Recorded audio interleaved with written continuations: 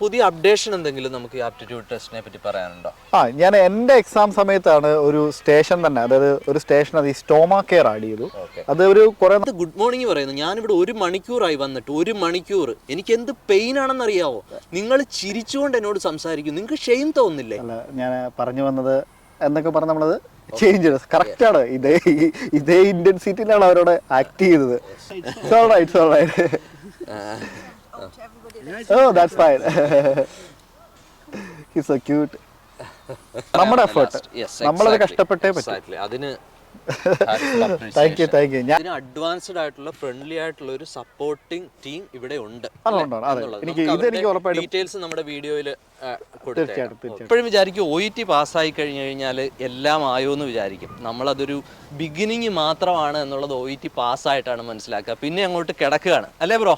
Irish സ്റ്റുഡിയോയുടെ പുതിയ വീഡിയോയിലേക്ക് സ്വാഗതം. ഇന്ന് നമ്മളൊരു സൂപ്പർ ടോപ്പിക്കാണ് ഇന്ന് ചർച്ച ചെയ്യുന്നത്. നമ്മുടെ കൂടെ ഇന്നൊരു അതിഥിയുണ്ട്. അതേറായിട്ട് ഇവിടെ വന്ന് വളരെ എഫേർട്ടൊക്കെ എടുത്ത് OET പാസ്സായി. നമ്മളെപ്പോഴും വിചാരിക്കും OET പാസ്സായി കഴിഞ്ഞു കഴിഞ്ഞാൽ എല്ലാം ആയോ എന്ന് വിചാരിക്കും. നമ്മളതൊരു ബിഗിനിങ് മാത്രമാണ് എന്നുള്ളത് OET പാസ്സായിട്ടാണ് മനസ്സിലാക്കുക. പിന്നെ അങ്ങോട്ട് കിടക്കുകയാണ് അല്ലേ ബ്രോ? അതെ അതെ. ബ്രോയെ നമുക്ക് വിളിക്കാം. Thank you. നമ്മുടെ ഷാനി ബ്രോയാണ്. സ്വാഗതം ഐറിഷ് സ്റ്റുഡിയോയിലേക്ക്. Thank you so much. നമ്മുടെ ഇന്നത്തെ വിഷയം എന്ന് പറയുന്നത് ആപ്റ്റിറ്റ്യൂഡ് എങ്ങനെ പാസ്സാകും. അതായത് OET പാസ്സായി കഴിയുമ്പോഴത്തേക്ക് എല്ലാം കഴിഞ്ഞു എന്ന് വിചാരിക്കാതെ അതൊരു തുടക്കം മാത്രമാണ്. നമ്മളിവിടെ അയർലൻഡ് ഒരു പുതിയ കൾച്ചറാണ്. യൂറോപ്പ് ഇവിടേക്കൊക്കെ വരുമ്പോഴത്തേക്ക് ആപ്റ്റിറ്റ്യൂഡ് ടെസ്റ്റ് എന്ന് പറയുന്നത് അവർ ഈ കൾച്ചർ എന്താണ്, പേഷ്യൻസുമായിട്ടുള്ള ആറ്റിറ്റ്യൂഡ് എങ്ങനെ ആയിരിക്കണം, ഈ രീതിയിലെല്ലാം നമ്മളെ ഒന്ന് ക്വസ്റ്റ്യൻ ചെയ്യുകയാണ്. തീർച്ചയായിട്ടും അല്ലേ? അപ്പോൾ നാട്ടിൽ പഠിച്ചു വരുന്നവർക്ക് ആപ്റ്റിറ്റ്യൂഡ് അല്ലെങ്കിൽ അഡാപ്റ്റേഷൻ നമ്മൾ ചെയ്ത് കഴിഞ്ഞാൽ നിങ്ങൾക്ക് രജിസ്ട്രേഷൻ ചെയ്യാവുന്നതാണ്. NMBA തരുന്ന ഡിസിഷൻ ലെറ്റർ വരുന്നത്. പിന്നെ ആപ്റ്റിറ്റ്യൂഡ് അല്ലെങ്കിൽ അഡാപ്റ്റേഷൻ മിക്കവാറും എംപ്ലോയീസിനെ ഡിപ്പെൻഡ് ചെയ്തിരിക്കും. ചില HSC ഹോസ്പിറ്റൽസ് ഒക്കെ ആണെങ്കിൽ ഡയറക്റ്റ് അഡാപ്റ്റേഷൻ കൊടുക്കും. അഡാപ്റ്റേഷൻ എന്ന് പറയുമ്പോൾ ഒരു 6 to 8 വീക്സ് നമ്മുടെ സ്റ്റുഡന്റ് പീരീഡ് ആണ്. ഒരു മെന്ററുടെ കീഴിൽ നമ്മൾ വർക്ക് ചെയ്യുന്നു. പിന്നെ അവർ എലിജിബിലിറ്റി റിപ്പോർട്ട് ഒരു 8 വീക്സ് നമ്മളൊരു സ്ട്രഗിളിലൂടെ നല്ല സ്ട്രഗിളിലൂടെ, കാരണം നമ്മളൊരാളുടെ കീഴിൽ വർക്ക് ചെയ്യും. നമ്മളെ എപ്പോഴും ഒബ്സർവ് ചെയ്യും. നമ്മൾ എന്ത് ചെയ്താലും നമ്മൾ ഒബ്സർവ് ചെയ്യേണ്ട ആളുണ്ട്. അല്ലെങ്കിൽ നമ്മൾ അവരെ പ്രൊസീജിയർ ചെയ്ത് കാണിക്കണം. നമ്മൾ ആ ഒരു സ്റ്റുഡന്റ് പീരീഡോട് വീണ്ടും തിരിച്ചു പോവുകയാണ്. 8 വീക്സ് സ്ട്രഗിൾ ചെയ്യണം. അപ്പോൾ കിട്ടുന്ന സാലറി ഏറ്റവും ഇവിടുത്തെ ബേസിക് സാലറി ആയിരിക്കും. ഇതെന്ന് പറഞ്ഞാൽ എളുപ്പ വഴിയാണ്. ആപ്റ്റിറ്റ്യൂഡ് എന്ന് പറയുമ്പോൾ ഭയങ്കര സ്ട്രഗിൾ ആണ്. ഭയങ്കര ഒറ്റ ദിവസം അല്ല 2 ദിവസം കൊണ്ട് നമ്മുടെ പരിപാടി നമ്മൾ പിന്നമ്പര് കിട്ടും. അതാണ് നമ്മൾ ആപ്റ്റിറ്റ്യൂഡിലേക്ക് വന്നത്. അത് എഴുതാൻ പോകുന്നതിന് വെൽ പ്രിപ്പയർഡ് ആയിരിക്കണം. അയ്യോ, അത് വെൽ പ്രിപ്പയർഡ് ആയിരിക്കണം എന്ന് പറയാൻ ബ്രോ, നമ്മൾ പലപ്പോഴും നമുക്ക് ഈ എക്സാം പ്രത്യേകിച്ച് നമ്മൾ നേഴ്സിംഗിന്റെ എക്സാം ആകുമ്പോൾ നമ്മുടെ വിചാരം, ഞാനിപ്പോൾ 14 വർഷം എക്സ്പീരിയൻസ് ഉണ്ട്. നമ്മൾ നേഴ്സിംഗിൽ അന്ന് ഭയങ്കര തിയറിയിൽ അങ്ങനെ ആയിരുന്നു, തിയറി ഇങ്ങനെ ആയിരുന്നു, കോളേജ് ഭയങ്കര ബ്രൈറ്റ് ആയിരുന്നു, ഒക്കെ ശരിയാണ്. പക്ഷെ ചില സമയത്ത് അതൊന്നും അല്ലാണ്ടാവുന്ന ചില അവസ്ഥകൾ നമുക്ക് ഈ അഡാപ്റ്റേഷൻ അല്ല ആപ്റ്റിറ്റ്യൂഡിൽ വരുമ്പോൾ നമുക്ക് ഉണ്ടാകും. അത് നമ്മൾ പഠിച്ചു തുടങ്ങുമ്പോഴാണ് മനസ്സിലാവും. നമ്മൾ വീണ്ടും പഠനം, ഇതൊരു 14 സ്റ്റേഷൻ ഉണ്ട്. ആ 14 സ്റ്റേഷൻ നമ്മൾ 14 പാസ്സായിരിക്കണം. അതാണ് എക്സാമിൽ നമ്മൾ, അതായത് 2 സെക്ഷനായിട്ടായിരിക്കും എക്സാം. ഒരു ദിവസം തിയറി, ഒരു ദിവസം തിയറി എന്ന് പറയുമ്പോൾ ഒരു 150 ക്വസ്റ്റ്യൻസിന്റെ തിയറി വരും. അത് നമ്മൾ 75% അല്ല 50%, അതായത് 75 മാർക്ക് നമുക്ക് വേണം. പിന്നെ നെക്സ്റ്റ് ഡേ പ്രാക്ടിക്കലാണ്. നമുക്ക് തിയറി സെയിം ഡേ റിസൾട്ട് വരും. നമ്മൾ പാസ്സായി കഴിഞ്ഞാൽ മാത്രമേ നമുക്ക് പ്രാക്ടിക്കൽ ഇരിക്കാനുള്ള ഇൻവിറ്റേഷൻ അവർ സെയിം ഡേ നമുക്ക് തരത്തുള്ളൂ. അപ്പോൾ പിറ്റേ ദിവസം പ്രാക്ടിക്കൽ. ഈ കാര്യത്തിന് ബ്രോയെ പ്രധാനമായിട്ടും സഹായിച്ച എന്തെങ്കിലും കാര്യമുണ്ടോ? ഞാൻ ഈ ആപ്റ്റിറ്റ്യൂഡിന്റെ കാര്യമുള്ളൂ, എക്സാമിന്റെ കാര്യം. ആപ്റ്റിറ്റ്യൂഡ് ഞാൻ ഒന്നാമത് ഇവിടെ അയർലൻഡിൽ തന്നെ ആയിരുന്നുകൊണ്ടും കുറെ നാളായിട്ട് ഞാൻ ഇതിൽ എങ്ങനെ അപ്രോച്ച് ചെയ്യണമെന്ന് ഇത് നോക്കിയിട്ടുണ്ടായിരുന്നു. പല വീഡിയോസ് നമ്മുടെ യൂട്യൂബിൽ പല വീഡിയോസ്, പിന്നെ ഞാൻ ഈ പറയുന്ന പോലെ നമുക്ക് ഒത്തിരി കണക്ഷൻസ് ഉണ്ട്, അവരുടെ എല്ലാം എക്സ്പീരിയൻസ് എടുത്തു. അപ്പം ഒരു മജോറിറ്റി 95% ആൾക്കാരും ട്രെയിനിങ് എടുത്താണ് പോയേക്കുന്നത്. കാരണം ഇതിന്റെ സൈറ്റിൽ കൊടുത്തിട്ടുണ്ട് ട്രെയിനിങ് എടുക്കരുതെന്ന്. അപ്പൊ UK-ലാണെങ്കിൽ അവർ ജോലിക്ക് എടുത്തിട്ട് അവർ തന്നെ ട്രെയിൻ ചെയ്യിച്ചിട്ടാണ് ഈ കുട്ടികളെ OSCE എക്സാമിന് വിടുന്നത്. പക്ഷെ ഇവിടെ അങ്ങനെ സിസ്റ്റം അല്ല. നമ്മൾ പാസ്സായതിനു ശേഷമാണ് നമ്മൾ എംപ്ലോയർ അടുത്ത് എത്തുന്നത്. അപ്പം ട്രെയിനിങ് എടുക്കണമെന്നുള്ള ചിന്ത. അപ്പം എങ്ങനെ എടുക്കണമെന്നുള്ള ചിന്ത നിങ്ങളുടെ ഒരു വീഡിയോ ഞാൻ കണ്ടിട്ടുണ്ടോ? നിങ്ങളുടെ ഒരു വീഡിയോ വന്നൊരു എബി എന്ന് പറഞ്ഞൊരു ചേട്ടന് പാസ്സായതിൻ്റെ ഒരു ഇതിട്ടുണ്ടായിരുന്നു. ഈ എബിച്ചേട്ടൻ എൻ്റെ സീനിയർ ആയിരുന്നു, കോളേജിൽ എൻ്റെ സീനിയർ ആയിരുന്നു. അപ്പം ഞാൻ ആ ഒരു വീഡിയോ കണ്ടു. ആ വീഡിയോ കണ്ടപ്പോൾ എനിക്ക് 1-2 കാര്യങ്ങളാണ് സ്ട്രൈക്ക് ചെയ്ത്. എബിച്ചേട്ടൻ ട്രെയിനിങ് എടുത്ത ആ ഒരു ഇതിലേക്ക് തന്നെ ഞാനും എത്താമെന്ന് എനിക്ക് മനസ്സിലായി. കാരണം അത് സംസാരിച്ചു തുടങ്ങിയപ്പോൾ എനിക്കത് മനസ്സിലായി. അത് യുണീക്നെസ് എന്ന് പറഞ്ഞൊരു, അതൊരു ശരിക്കും പറഞ്ഞാൽ ആപ്പാണ്. സ്റ്റേഷൻ നമുക്ക് മൊത്തം 14 സ്റ്റേഷനായിരിക്കും. അതായത് തിയറി ഒരു ദിവസം കഴിഞ്ഞു, മിക്കവാറും അടുത്ത വീക്കിലായിരിക്കും നമുക്ക് പ്രാക്ടിക്കൽ. 2 രീതി പോകുന്നത്. ഒരു സാറ്റർഡേ സൺഡേ ആണ് എക്സാം നടക്കുന്നത്. സാറ്റർഡേ തിയറി ആണെങ്കിൽ ചിലപ്പോൾ നെക്സ്റ്റ് സൺഡേ തൊട്ടപ്പുറം സൺഡേ തന്നെ, ഇന്നത്തെ സാറ്റർഡേ നാളത്തെ സൺഡേ പ്രാക്ടിക്കൽ കിട്ടും. ചിലർക്ക് കിട്ടുന്ന ഈ സൺഡേയിൽ ഇന്നത്തെ സൺഡേ തിയറി ആയിരിക്കും, നെക്സ്റ്റ് സാറ്റർഡേ ആയിരിക്കാം പ്രാക്ടിക്കൽ. അതങ്ങനെ നമുക്ക് എക്സാം കിട്ടുന്ന ഒരു നമ്മൾ ബുക്ക് ചെയ്ത് കഴിയുമ്പോഴത്തേക്ക് നമുക്ക് കിട്ടും. പിന്നെ നമുക്ക് പ്രീപോണ്ടും പോസ്റ്റ്പോണ്ടും ഒക്കെ ഉള്ള ഓപ്ഷൻ അവർ തരാം. ആപ്റ്റിറ്റ്യൂഡിന് നമുക്ക് പോകുന്ന സ്റ്റേഷൻസ് മാത്രം ഒരു അറ്റംപ്റ്റ് കൂടെ തരും. ആകെ 2 അറ്റംപ്റ്റേ ഉള്ളൂ. 2 അറ്റംപ്റ്റും പോയി കഴിഞ്ഞാൽ നമ്മുടെ DL ക്യാൻസൽ ആവുക. പിന്നെ നമ്മൾ ആദ്യം തൊട്ട് വീണ്ടും ആപ്ലിക്കേഷൻ ചെയ്യണം. അപ്പോൾ അതുകൊണ്ടാണ് ഈ എക്സാം ഒരു നമ്മുടെ അന്നത്തെ ഒരു ഓസ്കി ഒരു 14 ഡേറ്റിൽ നമുക്ക് ചെയ്യാം അല്ലേ? ഇത് പോയ സ്റ്റേഷൻസ് മാത്രം അവർ നമുക്ക് ഡേറ്റ് തരും. നമ്മൾ ആ ഡേറ്റിൽ പോയിട്ട് ആ പോയ സ്റ്റേഷൻസ് മാത്രം ഇത് ചെയ്തെടുക്കാൻ പറ്റും. ബ്രോയ്ക്ക് ക്ലാരിറ്റി കുറയത്തില്ല. ഓക്കെ. എക്സാമിനർ നമ്മൾ ഇല്ലേ ആദ്യത്തെ 7 ക്വസ്റ്റ്യന് നമ്മളൊരു വൈവ പ്ലസ് നമുക്കൊരു പേഷ്യൻ്റ് ഒരു കണ്ടീഷൻ തന്നിട്ട് പിന്നെ നമുക്ക് പേഷ്യന്റിനെ നമ്മൾ സൈക്കോളജിക്കൽ സപ്പോർട്ട് കൊടുത്ത് നമ്മൾ തന്നിരിക്കുന്ന ആ ഒരു നമ്മുടെ ഒരു സ്റ്റേഷന് പുറത്ത് നമുക്ക് തന്നിരിക്കുന്ന ആ ഒരു സിനാരിയോ ബേസ് ചെയ്താണ് നമ്മൾ ഇത് ആക്ട് ചെയ്യുന്നത്. അല്ലെങ്കിൽ നമ്മൾ പഠിപ്പിക്കുന്നത് എന്താണെങ്കിലും ഇപ്പോൾ സ്റ്റുഡൻറ് ടീച്ചിങ് ആണെങ്കിൽ നമ്മുടെ കൂടെ വർക്ക് ചെയ്യുന്ന ഒരു സപ്പോർട്ട് സ്റ്റാഫിനെ അല്ലെങ്കിൽ ഒരു സ്റ്റുഡൻറ്റിനെ നമ്മൾ ടീച്ച് ചെയ്ത് കൊടുക്കണം. ഒരു വാർഡിൽ നമ്മൾ കാണുന്ന ഒരു കണ്ടീഷൻ വെച്ചിട്ട് അവരോട് ടീച്ച് ചെയ്യുന്നത്. അപ്പോൾ അതിനകത്ത് ചിലപ്പോൾ ഒരു കണ്ടീഷൻ പ്ലസ് ഒരു ഡയഗ്നോസ്റ്റിക് മെഷർ ആയിരിക്കാം. ചില സമയത്ത് ഒരു മെഡിക്കേഷൻ പറയാം. ഇപ്പോൾ ഒരു BP ഉള്ള ഒരാൾ BPയുടെ ഒരു മെഡിക്കേഷനോ ചിലപ്പോൾ തരും. ഇത് രണ്ടും നമ്മൾ എക്സ്പ്ലെയിൻ ചെയ്യണം. അങ്ങനെ പല ക്രൈറ്റീരിയ ഇവർ പല സമയത്ത് എക്സാമിന് പല പാറ്റേൺസും മാറ്റാറുണ്ട്. പക്ഷേ ബേസിക് എല്ലാം തന്നെ ഈ RCC സൈറ്റിൽ കൊടുത്തിരിക്കുന്ന സാധനങ്ങളിൽ നിന്ന് തന്നെയാണ് ചോദ്യങ്ങൾ വരുന്നത്.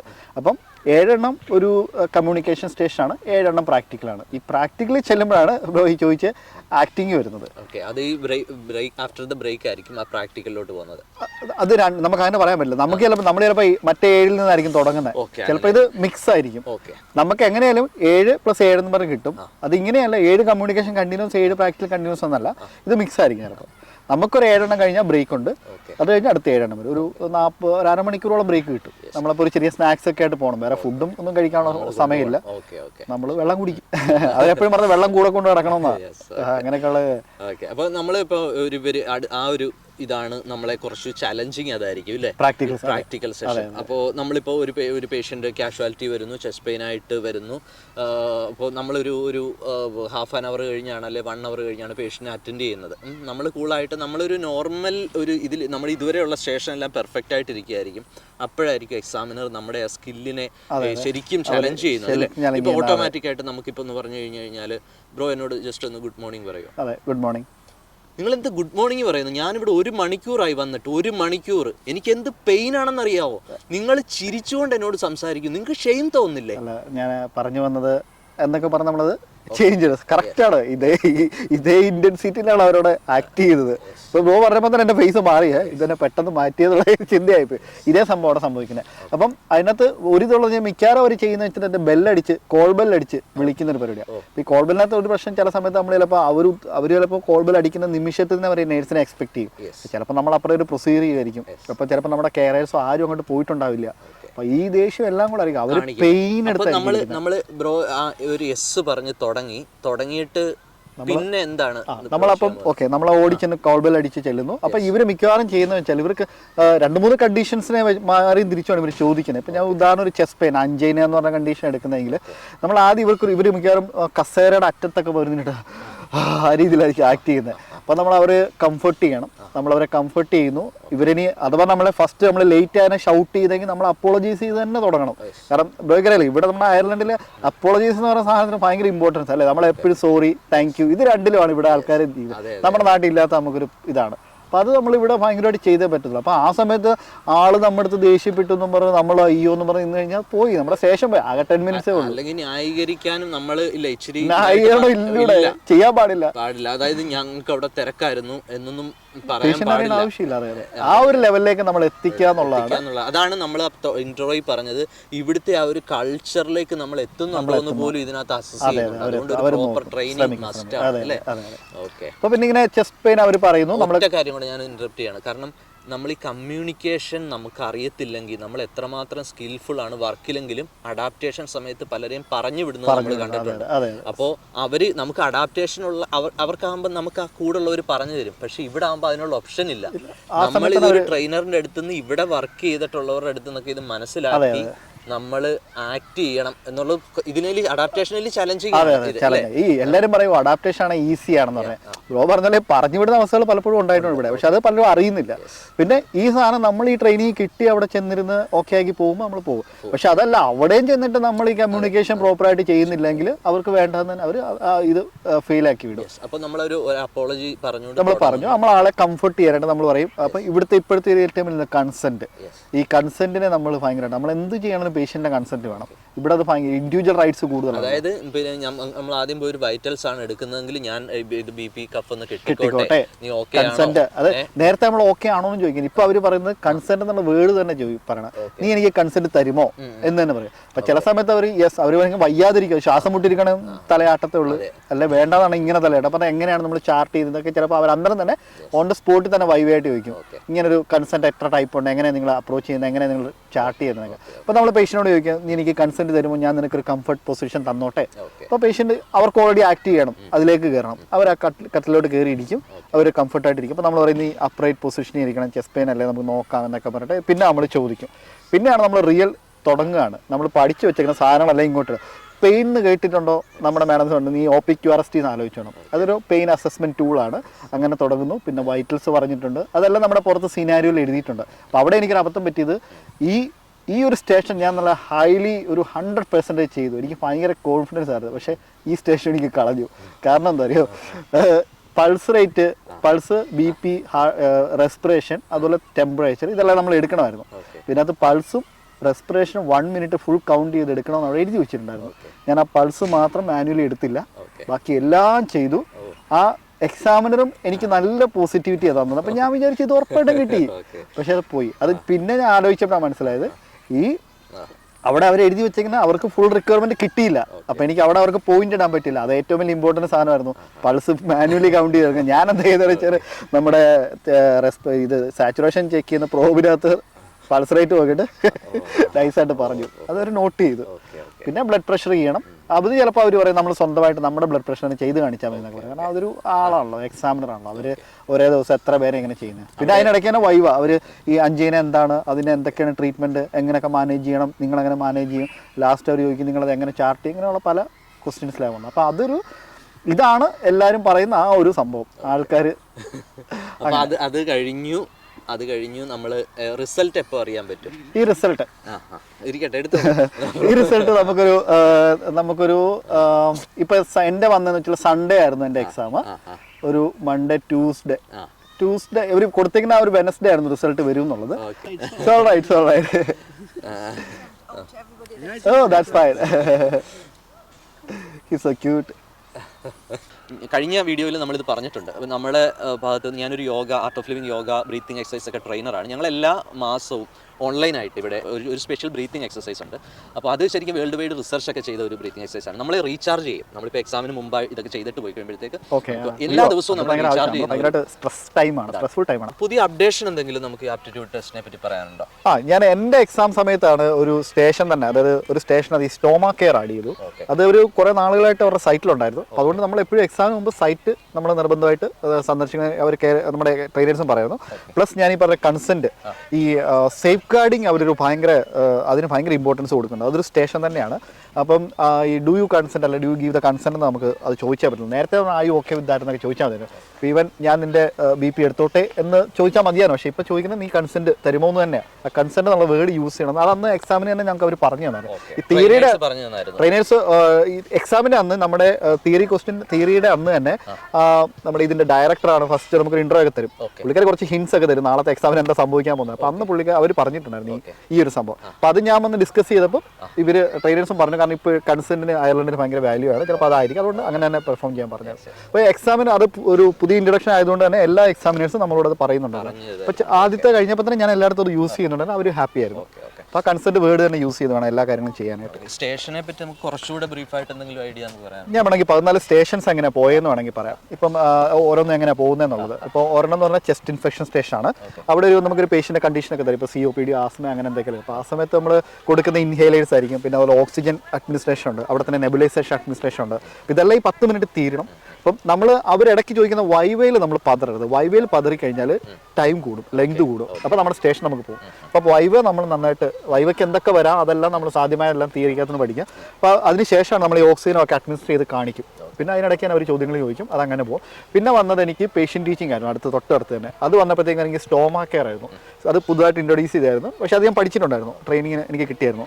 അപ്പം അതിൻ്റെ എല്ലാ കാര്യങ്ങളും ചോദിച്ചു. അതുമായിട്ടൊരു പേഷ്യൻ്റ് അതുമായിട്ട് എങ്ങനെ ജീവിക്കണം, ഇവർക്ക് അതാണല്ലോ മെയിൻ. നമ്മളൊരു പേഷ്യൻ്റ് ഡിസ്ചാർജ് ആയി പോകുമ്പോൾ അവരെങ്ങനെ ജീവിക്കണമുള്ളതായിരുന്നു നമ്മൾ പറഞ്ഞു കൊടുക്കണം. ഇവിടെ എന്തൊക്കെ സപ്പോർട്ടിങ് ഗ്രൂപ്പ്സ് ഉണ്ട് അതൊക്കെ അവർ ചോദിച്ചായിരുന്നു.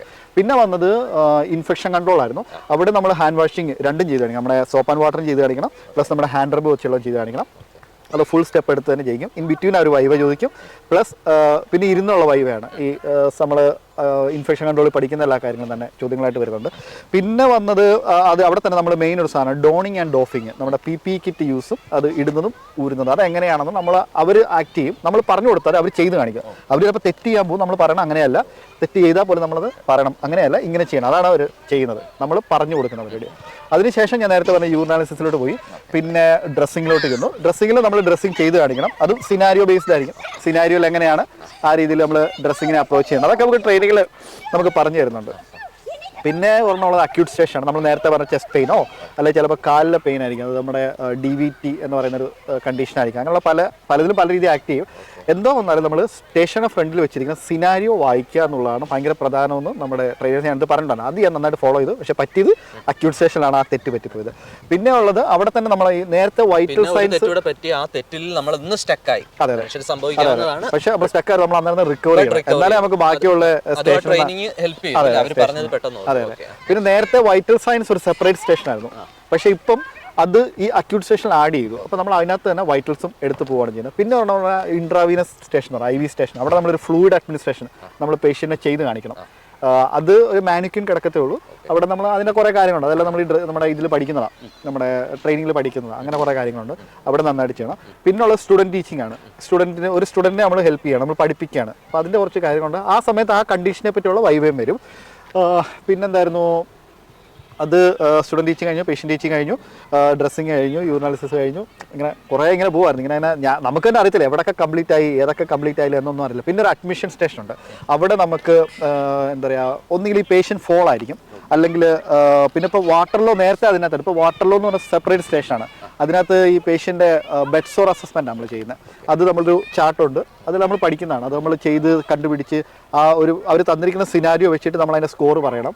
അതൊരു നല്ല സ്റ്റേഷനായിരുന്നു. പിന്നെ ഉള്ളത് നമ്മൾ അഡ്മിഷൻ സ്റ്റേഷനിലാണെങ്കിൽ ഫോൾ ആയിരിക്കും അല്ലെങ്കിൽ മസ്റ്റ് എന്ന് പറഞ്ഞ 2 സംഭവങ്ങളുണ്ട്. ഇതിനകത്ത് ഏതെങ്കിലും ഒന്നായിരിക്കാം അവിടെ വരുന്നത്.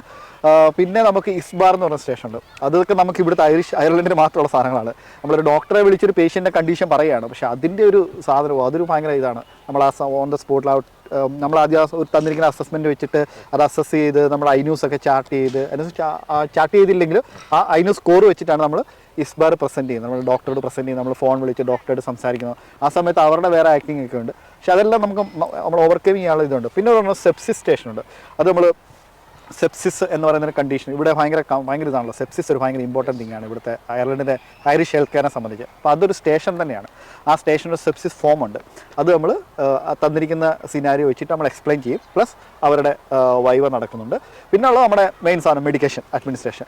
അവിടെ നല്ലൊരു സ്പോട്ടാണ്. പിന്നെ അവിടെ നമ്മൾ മെഡിസിൻ അഡ്മിനിസ്റ്റർ ചെയ്ത് കാണിക്കുക. അതായത് ഇരിക്കുന്ന ആൾക്ക് തന്നെ നമ്മൾ മെഡിസിൻ എടുത്ത് കൊടുക്കുന്നതായിട്ട് കാണിക്കും. പക്ഷേ അതൊരു മെഡിക്കേഷൻ അഡ്മിനിസ്ട്രേഷൻ. അതിൻ്റെ 10 റൈറ്റ്സ്, ചിലപ്പോൾ 7 റൈറ്റ്സ് ആയിരിക്കും, എന്താണെങ്കിലും നമ്മളത്. പിന്നെ അവിടെ തന്നെ ഡ്രഗ് കാൽക്കുലേഷൻ വരും, അത് നമ്മൾ കാൽക്കുലേറ്റ് ചെയ്യണം. പിന്നെ ഉള്ള യൂറിനാലിസിസിൻ്റെ ഇതിനകത്താണ് നമ്മൾ യൂറിൻ്റെ ഒരു കാൽക്കുലേഷൻ ഉണ്ട്. നമ്മൾ മിനിമം എത്ര മാക്സിമം എത്ര എന്ന് വരുന്നൊരു കാൽക്കുലേഷൻ ഉണ്ട്. അതൊക്കെ നമുക്ക് യൂറിനാലിസിസ് സ്റ്റേഷനകത്ത്. പിന്നെ ഇവിടെ എല്ലാം നമുക്കൊരു കാൽക്കുലേറ്റർ പ്രൊവൈഡ് ചെയ്യുന്നുണ്ട്, നമുക്കത് ചെയ്യാനുള്ളതേ ഉള്ളൂ.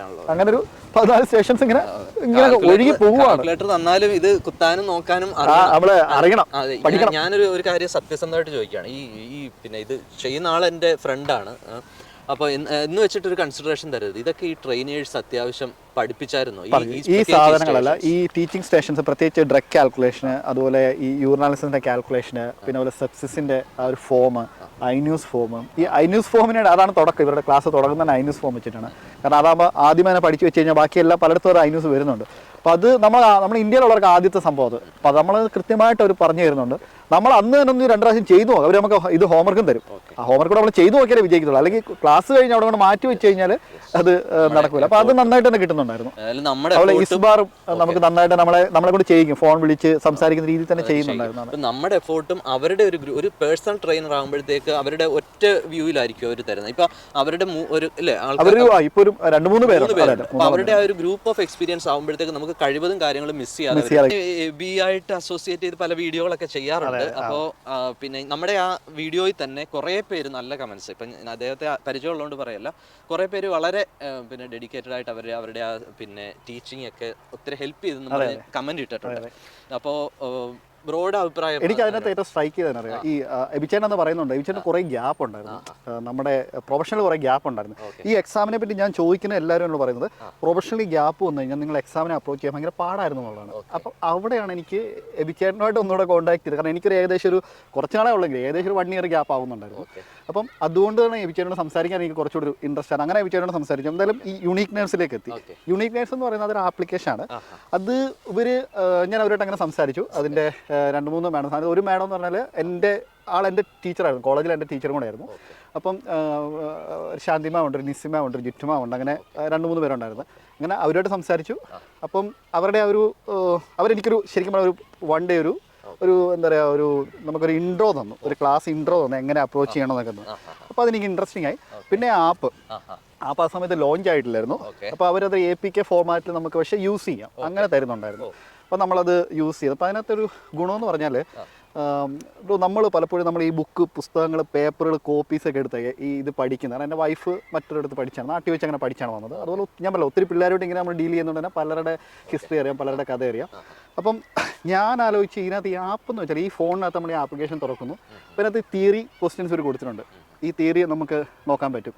അപ്പം പിന്നെ നമുക്ക് ഈ നോട്ട്സുകൾ നമ്മുടെ RCCയുടെ സൈറ്റിൽ കൊടുത്തേക്കുന്ന RCCയുടെ സൈറ്റിലൊരു 60-100ഓളം ടോപ്പിക്സ് ഉണ്ട്. അതിൻ്റെ വൈഡ് റേഞ്ചാണ്. ഓരോന്നിൽ കയറുമ്പോൾ 5-6 ലിങ്കുകളാണ്. നമ്മളിതെല്ലാം വായിച്ചിരിക്കണമെന്നാണ് RCCI പറയുന്നത്. അപ്പം ഇതിനകത്ത് അത് കുറച്ചുകൂടെ കൺസൈസ് ചെയ്ത് ഇവിടെ നോട്ട്സ് ആയിട്ട് തന്നിട്ടുണ്ട്. അപ്പം പക്ഷേ ഇവർ പറയുന്ന ഒരിക്കലും ആ നോട്ട്സിനെ മാത്രം ഡിപ്പെൻഡ് ചെയ്യുന്നത്. അതായിരിക്കും മറ്റൊരു പ്ലസ് പോയിന്റ് ആണ്. സാധാരണ എല്ലാവരും പറയും എൻ്റെ നോട്ട് മാത്രം വായിച്ചാൽ പറയും. പക്ഷെ അവർ പറയുന്നത് അങ്ങനെയല്ല, നിങ്ങൾ രണ്ടും റെഫർ ചെയ്യണം. RCCI സൈറ്റ് ഉറപ്പായിട്ടും വായിച്ചേ പറ്റുള്ളൂ. പക്ഷേ ഇത് നിങ്ങളെ ഉപയോഗിക്കുന്ന എപ്പോഴാണ്, ഞാൻ ഉപയോഗിക്കുന്ന എപ്പോഴാണ് അത് പറയാൻ ഞാൻ വന്നത്. നമ്മൾ സാധാരണ യാത്രകളൊക്കെ പോകുമ്പോൾ നമുക്കറിയാം, ഇപ്പോൾ ഇവിടുത്തെ ഡബ്ല്യൂന്നൊക്കെ ഒരു എക്സ്പോർട്ട് വരെ ബസ്സിലൊക്കെ പോകണമെങ്കിൽ 2.5 മണിക്കൂറുണ്ട്. ഈ 2.5 മണിക്കൂർ നമ്മൾ ബോർ അടിച്ചിരിക്കും, അല്ലെങ്കിൽ മ്യൂസിക് കേട്ടിരിക്കും. ഈ സമയത്ത് നമുക്ക് ഈ ആപ്പ് യൂസ് ആണ്.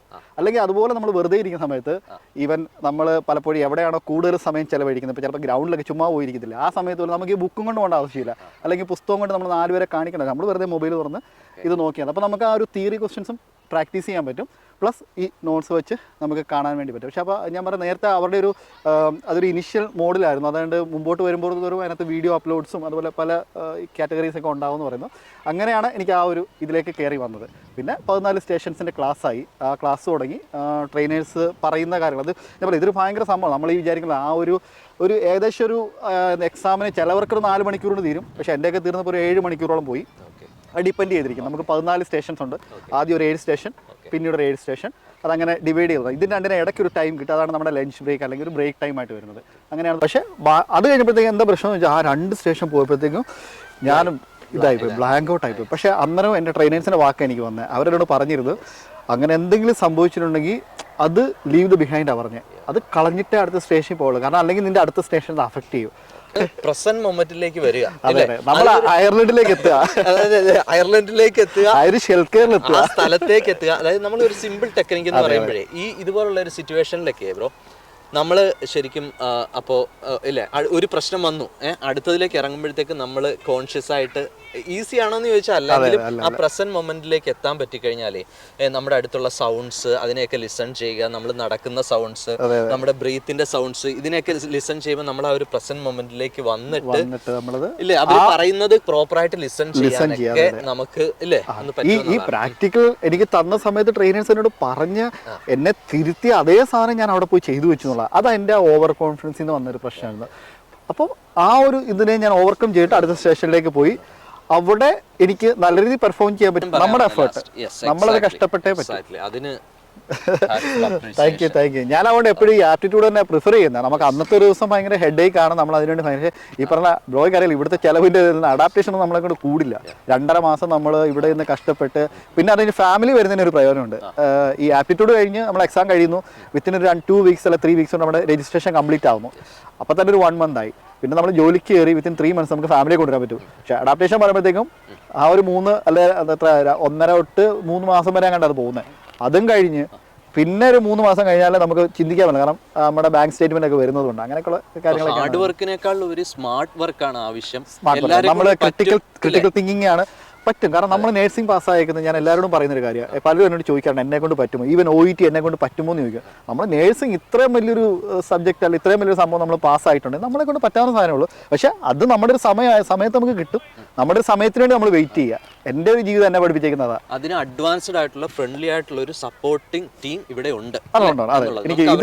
ഡീറ്റെയിൽസ് നമ്മുടെ വീഡിയോയിൽ തീർച്ചയായിട്ടും. ബേസിക്കലി ഇപ്പോൾ ഈ ആപ്പിനകത്ത് UK CBT എക്സാം, ഇവിടുത്തെ നമ്മുടെ ആപ്റ്റിറ്റ്യൂഡ് ഓൾറെഡി ഉണ്ട്, അവർ ഓൾറെഡി നേരത്തെ തൊട്ടുണ്ട്. പിന്നെ ഇന്ത്യയിലെ ഗവൺമെന്റ് എക്സാംസ്, അതുപോലെ ഗൾഫ് പ്രോമെട്രിക് എക്സാംസ്, ഇതെല്ലാം പഠിക്കാനുള്ള ഒരു സംവിധാനമാണ് ഈ ആപ്പിനകത്ത് ഇപ്പോൾ അത് ആയി വരുന്നത്. ഞങ്ങൾക്ക് ഈ ക്രെഡിബിൾ ആയിട്ടുള്ള ഒരാളെ തന്നെ ഇന്നത്തെ അതിഥിയായിട്ട് കിട്ടിയതിൽ വളരെ സന്തോഷം. Thank you so much. Thank you so much. Okay. എങ്ങനെയാണ് അത് അന്നത്തെ ആ ഒരു എക്സ്പീരിയൻസ്? അന്നത്തെ ഞാൻ പറഞ്ഞില്ല, ഞാനൊരു എൻ്റെ ട്രെയിനേഴ്സ് എന്നോട് പറഞ്ഞ പോലെ തന്നെ അവരെന്നെ കണ്ടിട്ടായിരിക്കും, അവരെന്നെ വായിച്ചിട്ട് എന്നോട് പറഞ്ഞിട്ട് ഓവർ കോൺഫിഡൻ്റ് ആവരുന്നു. പക്ഷെ ഞാൻ ചെന്നു അനാലിസിസ്, അതിൻ്റെ ഒരു സാമ്പിൾ കളക്ഷൻ ഞാൻ എക്സ്പ്ലെയിൻ ചെയ്ത വിധം അത് നാട്ടിലെ അവസ്ഥയായി. അത് അവരെ സംബന്ധിച്ച് അത് ശരിയായില്ലായിരുന്നു. അവരപ്പം തന്നെ എന്നെ ക്വസ്റ്റ്യൻ ചെയ്തു. നമ്മൾ ഈ ഓൺലൈൻ ക്ലാസ്സുകൾ മാത്രമല്ല, ഇവർ 1 day പ്രാക്ടിക്കൽ കൊടുക്കുന്നുണ്ട്. ഇതിനകത്ത് ഒരു ഗുണം ഞാൻ ഇവിടെ കണ്ട ഒരു ഗുണമെന്ന് വെച്ചാൽ ഇവിടെ വന്നിട്ട് ഇവിടെ വെച്ചുള്ള പ്രാക്ടിക്കലാണ്. അപ്പോൾ അതിനകത്ത് ഇവിടെ ഈ ഐറിഷ് ഹെൽത്ത് കെയർ വർക്ക് ചെയ്യുന്നവരാണ് അവർ. അപ്പോൾ ഇവിടുത്തെ എന്ത് അപ്ഡേഷനും അവർക്ക് ഉറപ്പായിട്ട് അങ്ങനെയുള്ള കാര്യങ്ങൾ അറിയാൻ പറ്റും. ഈ OET പാസ്സായി കഴിഞ്ഞപ്പോഴത്തേക്ക് ഭയങ്കര ഇല്ലേ, നമുക്കതൊരു ശരിയാണ്, അതൊരു സംഭവം തന്നെയാണ്. കാരണം ഒരുപാട് പേര്, അതായത് നമ്മളിപ്പോൾ നോക്കുമ്പോഴത്തേക്ക് ടോപ്പ് റാങ്കിൽ അവർ തിയറി ഒക്കെ പാസ്സായിട്ടുണ്ടാകും. അവരൊക്കെ പോലും പിന്നെ ഈ OET എഴുതാനായിട്ട് കിടന്ന് പെടാപ്പാട് വിടുകയാണ്. അതൊരു നല്ല എഫോർട്ട് തന്നെയാണ്. തീർച്ചയായിട്ടും. അതെ. ഞാൻ പറഞ്ഞ OET ഞാൻ കഴിഞ്ഞ വർഷം പാസ്സായിരുന്നു. പക്ഷെ പിന്നീട് വന്ന് നേരത്തെ പറഞ്ഞാൽ ആ ഒരു സ്ട്രഗിളിന്റെ പീരീഡ് ആയിരുന്നു, പിന്നെ പേപ്പർ വർക്കിന്റെ ഒരു പീരീഡ് ആയിരുന്നു. അതെന്നെ ഭയങ്കരമായിട്ട് ഒത്തിരി ടൈം എടുത്തു എനിക്ക്. അപ്പോൾ അതുകൊണ്ടാണ് ഇത്രയും ലേറ്റ് ആയത് തന്നെ. പിന്നെ നമ്മൾ അതിനുശേഷം നമ്മൾ OET പാസ്സായതിനു ശേഷം നമുക്ക് NMBA പ്രോസസ്സിംഗ് സ്റ്റാർട്ട് ചെയ്യാൻ പറ്റും. NMBA പ്രോസസ്സിംഗ് സ്റ്റാർട്ട് ചെയ്യുമ്പോൾ നമ്മൾ പണ്ട് പഠിച്ചിരുന്ന നമ്മുടെ കോളേജ്, നമുക്ക് ഏതൊക്കെ നഴ്സിംഗ് കൗൺസിൽ, ഇപ്പോൾ ഇന്ത്യയിലായിക്കോട്ടെ ഇനി വിദേശത്തായിക്കോട്ടെ ഏതൊക്കെ നഴ്സിംഗ് കൗൺസിൽ നമുക്ക് രജിസ്ട്രേഷൻ ഉണ്ടായിരുന്നു, അവിടെ നിന്നെല്ലാം നമ്മുടെ ഗുഡ് സ്റ്റാൻഡിങ്, പിന്നെ നമ്മൾ വർക്ക് ചെയ്തിരുന്ന എല്ലാ ഹോസ്പിറ്റലുകളിൽ നിന്നും ഒരു എംപ്ലോയ്മെന്റ് ഫോം എന്ന് പറഞ്ഞ ഫോം, പിന്നെ നമ്മൾ പഠിച്ചിരുന്ന സിലബസ്, ഇങ്ങനെ പല കാര്യങ്ങൾ ഇതെല്ലാം കൂടെ നമ്മൾ സബ്മിറ്റ് ചെയ്യുന്നൊരു പരിപാടിയാണ് NMBA ആപ്ലിക്കേഷൻ എന്ന് പറയുന്നത്. അതിനുശേഷമാണ് അവർ ഈ പേപ്പറുകൾ അസസ് ചെയ്യും. പിന്നെ ഇതിനകത്ത് അവർ എന്തെങ്കിലും ഡൗട്ടോ എന്തെങ്കിലും അവർക്ക് എന്തെങ്കിലും മിസ്മാച്ച് എന്ത് തോന്നിക്കഴിഞ്ഞാൽ അവർ ഈ ഒരു ചെറിയ നമ്മളുടെ പിൻ ഡ്രോപ്പ് എന്നൊക്കെ പറഞ്ഞാൽ ചെറിയൊരു സാധനമാണെങ്കിൽ പോലും അവർ ചിലപ്പോൾ അത് ക്വയറി ആയിട്ട് വിടും. ആ ക്വയറി വന്നു കഴിഞ്ഞാൽ പിന്നെ നമ്മുടെ ആപ്ലിക്കേഷൻ അത്രയും കൂടെ ലേറ്റ് ആവും. അപ്പം ഈ ക്വയറികൾ ഇല്ലാണ്ട് അപ്ലൈ ചെയ്യുക എന്നുള്ളതാണ് ഒരു ടെക്നിക്ക് എന്ന് പറയുന്നത്. നമ്മൾ സ്വന്തമായിട്ടാണ് ചെയ്തത്. പല ഏജൻസികളുണ്ട്, ഒത്തിരി ഏജൻസികൾ ഒത്തിരി കാര്യങ്ങൾ അങ്ങനെ നടക്കുന്നുണ്ട്. നമ്മൾ ഇവിടെ തന്നെ ആരോണ്ടല്ല സ്വന്തമായിട്ട് ചെയ്തു. നേരത്തെ പറഞ്ഞാൽ അപ്പോൾ നമ്മൾ തുടക്കവേ ബ്രോ എങ്ങനെ ഇവിടെ വന്നത്? ഞാനിവിടെ വന്നത് വൈഫോട് നേരത്തെ വന്നു. പിന്നെ ഞാനിവിടെ ഡൽഹിയിൽ ഗവൺമെന്റ് സർവീസിലായിരുന്നു. അതുകൊണ്ട് തന്നെ ജോലി കളയണ്ട എന്നൊരു അങ്ങനെ തീരുമാനം എടുത്തില്ലായിരുന്നു. ഒന്ന് ആളിവിടെ വന്ന് അഡ്ജസ്റ്റ് ആകുമോ ഇല്ലയോ എന്ന് ആദ്യം നോക്കി. അതിനുശേഷം ഇവിടെ വന്നു, ഡിപ്പെൻഡൻസിയിൽ വന്നു. അപ്പോൾ OET ഞാൻ നാട്ടിൽ 2 വട്ടം എഴുതി. എനിക്ക് UK ക്ലബിംഗ് സ്കോർ വരുന്നുണ്ട്. പക്ഷേ ഇവിടുത്തെ ആ ഒരു സ്കോർ കിട്ടുന്നില്ല. ഒരു ഒറ്റ എക്സാമിൽ ഇവിടെ അറ്റൻഡ് ചെയ്യണമല്ലോ, അതാണ് ഇവിടുത്തെ ഒരു ചലഞ്ച്. അത് കിട്ടിയില്ല. പിന്നെ അതുകൊണ്ട് ഞങ്ങൾ ഇവിടെ വന്നിട്ട് ഞാൻ ഒന്നുകൂടെ എഴുതി. ആ എഴുത്തും കഴിഞ്ഞ് അതിലും വീണ്ടും UK തന്നെ പിന്നെ പ്ലാൻ ചെയ്ത് UK മൈഗ്രേറ്റ് ചെയ്തില്ല. അങ്ങനെയൊക്കെ പ്ലാൻ ഉണ്ടായിരുന്നു. പക്ഷേ അന്നേരം അയർലൻഡ് വിടാൻ ഇവിടെ വന്നു കഴിയുമ്പോൾ മനസ്സിലാവില്ല, എന്നെക്കാട്ടി സീനിയറായിട്ട് മനസ്സിലാവില്ല. അപ്പോൾ പിന്നെ വിടാൻ തോന്നില്ല. പിന്നെ വീണ്ടും എഴുതി, അങ്ങനെ ഇവിടുത്തെ കിട്ടി. പിന്നെ ഈ പറയുന്ന പേപ്പർ വർക്കുകളെല്ലാം ചെയ്ത് NMBA. അപ്പം നമുക്ക് NMBA ഡിസിഷൻ ലെറ്റർ കിട്ടുമ്പോഴാണ് നമ്മൾ അറിയുന്നത് നമുക്ക് ആപ്റ്റിറ്റ്യൂഡ് ആണോ അഡാപ്റ്റേഷൻ ആണോ എന്ന്. പക്ഷേ ചുരുക്കം ചില സ്റ്റുഡൻസിന് നമ്മുടെ നാട്ടിൽ നിന്ന് ഡയറക്റ്റ് പിൻ നമ്പർ കിട്ടിയ ഇതുകൊണ്ട് ഞാനും അത് നമ്മുടെ എയിംന എന്ന് പറയുന്ന ഇന്റർനാഷണൽ മലയാളി നേഴ്സ് അസംബ്ലി ഒരു ഗ്രൂപ്പ് ഉണ്ട്. ആ ഗ്രൂപ്പിനകത്ത് കുട്ടികളെ ഡൗട്ട് ഇട്ടപ്പോഴാണ് നമ്മളിത് അറിഞ്ഞത്. ഞാൻ അതിന്റെ അഡ്മിൻസിൽ ഒരാളാണ്. അപ്പം അത് ചോദിച്ചാൽ ചില കോളേജുകളുടെ ട്രാൻസ്ക്രിപ്റ്റിനെ കിട്ടുന്ന ആ ഒരു അംഗീകാരമാണെന്ന് തോന്നുന്നു. അവർക്ക് ഡയറക്റ്റ് പിൻ നമ്പർ കിട്ടിയും വരുന്നുണ്ട്. അപ്പോൾ എന്തായാലും നമുക്ക് ആ പിൻ നമ്പർ കിട്ടാൻ വേണ്ടി പിൻ നമ്പർ കിട്ടുമ്പോഴാണ് നമ്മൾ രജിസ്റ്റേഡ് നേഴ്സ് ആവുന്നത്. അപ്പോൾ നാട്ടിൽ പഠിച്ചു വരുന്നവർക്ക് ആപ്റ്റിറ്റ്യൂഡ് അല്ലെങ്കിൽ അഡാപ്റ്റേഷൻ നമ്മൾ ചെയ്ത് കഴിഞ്ഞാൽ നിങ്ങൾക്ക് രജിസ്ട്രേഷൻ ചെയ്യാവുന്നതാണ് NMBA തരുന്ന ഡിസിഷൻ ലെറ്റർ വരുന്നത്. പിന്നെ ആപ്റ്റിറ്റ്യൂഡ് അല്ലെങ്കിൽ അഡാപ്റ്റേഷൻ മിക്കവാറും എംപ്ലോയേഴ്സിനെ ഡിപ്പെൻഡ് ചെയ്തിരിക്കും. ആയിരിക്കും. ചില HSC ഹോസ്പിറ്റൽസ് ഒക്കെ ആണെങ്കിൽ ഡയറക്റ്റ് അഡാപ്റ്റേഷൻ കൊടുക്കും. അഡാപ്റ്റേഷൻ എന്ന് പറയുമ്പോൾ ഒരു 6 to 8 വീക്സ് നമ്മുടെ സ്റ്റുഡന്റ് പീരീഡ് ആണ്. ഒരു മെന്ററുടെ കീഴിൽ നമ്മൾ വർക്ക് ചെയ്യുന്നു. പിന്നെ അവർ എലിജിബിലിറ്റി റിപ്പോർട്ട് നമ്മൾ ആ ഒരു 8 വീക്സ് നമ്മളൊരു ഒരു സ്ട്രഗിലൂടെ നല്ല സ്ട്രഗിലൂടെ, കാരണം നമ്മളൊരാളുടെ കീഴിൽ വർക്ക് ചെയ്യും. നമ്മളെ എപ്പോഴും ഒബ്സർവ് ചെയ്യും. നമ്മൾ എന്ത് ചെയ്താലും നമ്മൾ ഒബ്സർവ് ചെയ്യേണ്ട ആളുണ്ട്. അല്ലെങ്കിൽ നമ്മൾ അവരെ പ്രൊസീജിയർ ചെയ്ത് കാണിക്കണം. നമ്മൾ ആ ഒരു സ്റ്റുഡന്റ് പീരീഡിലോട് വീണ്ടും തിരിച്ചു പോവുകയാണ്. 8 വീക്സ് സ്ട്രഗിൾ ചെയ്യണം. അപ്പോൾ കിട്ടുന്ന സാലറി ഏറ്റവും ഇവിടുത്തെ ബേസിക് സാലറി ആയിരിക്കും. ഇതെന്ന് പറഞ്ഞാൽ എളുപ്പ വഴിയാണ്. ആപ്റ്റിറ്റ്യൂഡ് എന്ന് പറയുമ്പോൾ ഭയങ്കര സ്ട്രഗിൾ ആണ്. ഭയങ്കര ഒറ്റ ദിവസം അല്ല 2 ദിവസം കൊണ്ട് നമ്മുടെ പരിപാടി